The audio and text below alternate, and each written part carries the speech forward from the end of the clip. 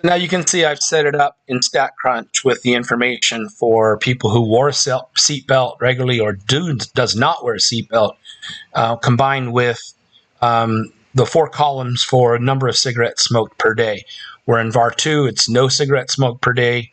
In VAR 3, the person smoked between 1 and 14 cigarettes a day.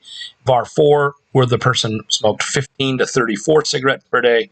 And VAR 5 is where someone smoked 35 or more cigarettes per day.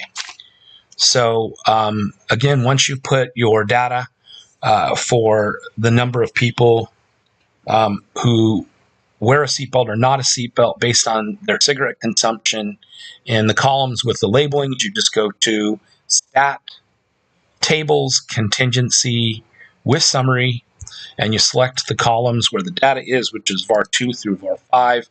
I'm going to move this so you can verify that. It's a little bit harder here with how big this table is for me to allow you to see everything that's in all those columns. And then you select the row labels, which is in VAR 1 for the subjects that either wore a seatbelt or do not wear a seatbelt. So when I push compute, the results here show a very great p-value, obviously greater than almost any alpha value you'd ever have for a hypothesis test, and a really low chi-squared value, which for degrees of freedom is going to be less than the chi-squared critical value.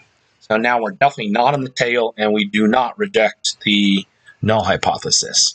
If you look at the next table, it shows a heat map and just shows really that when someone doesn't smoke, they often wear a seatbelt. But it shows that a lot of people who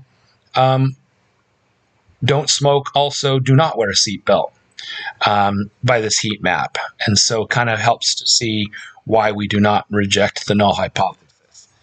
And the averages from each of these categories would be the same and not different as in the alternative hypothesis.